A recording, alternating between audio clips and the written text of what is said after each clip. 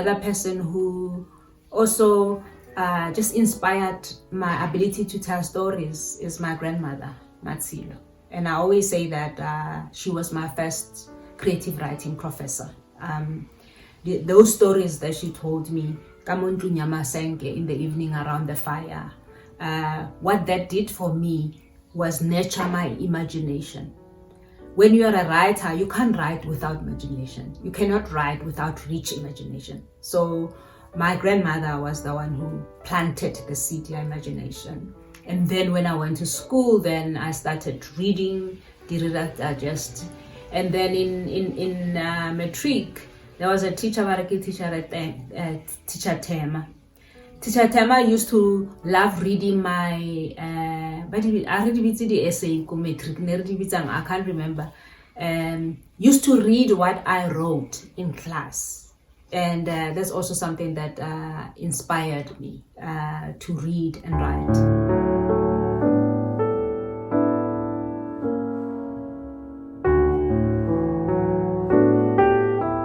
I grew up in a family that is full of books. And interestingly, because my father is like your rural kind of a guy. And some of the things that he loved, where did he get the inspiration? He subscribed to Reader's Digest. So there was always a lot of books coming in at the Odari, Reader's Digest. And this is where I started reading.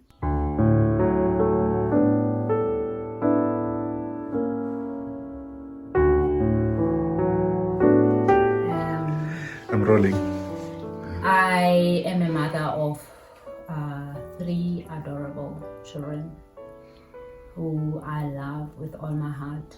My firstborn, Katleho, aka Tyson.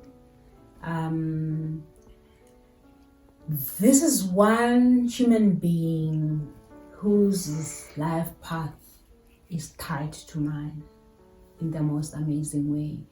And this is one guy who knows, who's been to all the places Moki Wetimote. You know, he's this person who will just get up from wherever he is if I'm in trouble. And so one of the things that he loved saying was, Magog, I've got your back, you know. So that phrase, yeah, Magog, I've got your back, explains the full kind of the nature of the relationship I have with him. And then I have do you not feel, before you go on, do you not feel you've put him through things that he should not have gone through? And have you made up for it, or have you tried making up for it? Because life is still going on. I'm not dying tomorrow, hopefully. And we are healing. We are birthing new things. My responsibility as a mother of a boy who has been very supportive to me is to allow him to be. And one of the things that single mothers do, one of the problems that single mothers do, we tie our children to us. Prevent them from living their lives. And they feel that they have to take responsibility for us, Chocomelody old lady and all of that. It's something that is great, but it can also be too confining for the boy child. So out of my journey of growth, I know that we have a relationship, but when opportunities come for him, he's got his own life path. But another way of answering your question, God, don't I feel that I made him do things that he was not supposed to do? He chose me as a mother. He chose to come through me. And what has happened to me and him is part of his journey as a healer also, in some sense, you know. So I'm one parent, or one of the things that I'm not good at is guilt. I'm not good at feeling guilty about anything. And when things did not go wrong, either as a parent or as a lover or whatever, I work through them, and once I have worked through them, they're gone. I'm not going to be carrying guilt. Guilt is a useless emotion. That's my phrase. Guilt is such a useless emotion, so I don't go around carrying guilt. Then after Kaki, I have a daughter, Kalalelo. When I was pregnant with her, that's when I was doing work on violence against domestic workers and farm workers, and I remember carrying her in my belly and going to listen to painful stories about what's happening to women.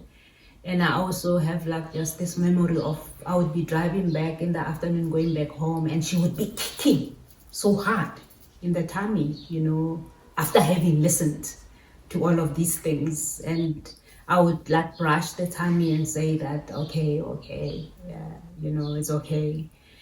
And she is like my twin, but totally different. I grew up more I was more boyish, and she's kind of the opposite side. For instance, she loves nice things, makeup and all of that. I mean, I never use makeup unless if she applies makeup on me. She always say that, Mama, I understand why I had to come through you, and which is amazing. She's also an also. All my children are like that. She's an also. She's, Mom, I know why I had to come through you, and the kind of work that she does. And I didn't choose for her. When I started Adapt in Alexander in the 90s, she was a baby. She came to work with me in a pram, I wrote every time when we go to work, every day. And I didn't think that she'll end up working in the area of gender-based violence. Now she's an attorney, and she's defending women in court. And I was thinking about this week that obviously when you work in the criminal justice system, there's a certain kind of energy that you should use. We are on opposite ends now. I mean, I'm the healer, I'm the kumbaya kind of a person. And she's now the confrontational one. And it's amazing for me to watch that, but it also makes me aware that we need both energies, In life, you can't do things in the same way. So she's my friend, and she understands me. We laugh a lot. We are great friends. And then let's move on to my favorite now, please. Who's your favorite? Then last born. Yes. Mmatshilo Motsei is an enigma. I'll tell you why. What role Mmatshilo did, his role was to keep me here. Because if he wasn't there, I would have killed myself a long time ago. When things were rough, when my life was really, really rough, I could have taken my life easily. But so Mmatshilo was had to come to make sure that I stay here. And then when I looked at Mmatshilo, if he wasn't there, I think but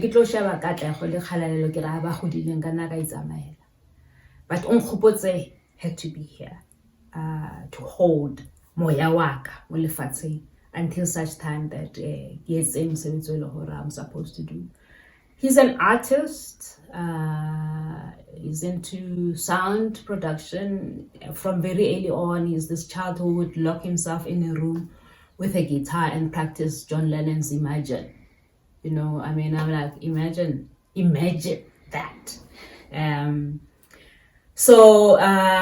He's quite a boy of few words. He does sound quiet because you don't talk a lot about him. Because I think that's what I found interesting. Yes, he doesn't talk, and you never see a lot of him in my pictures. I don't. Because you see either Kaki or Kali. He refuses. He doesn't, he refuses. When we are a family and we start taking pictures, he moves out. Now you see why he's my favorite. Why? Because people who like their privacy. Oh, okay. And- I thought you were going to say because it's like you. I was going to be like, Well, duh.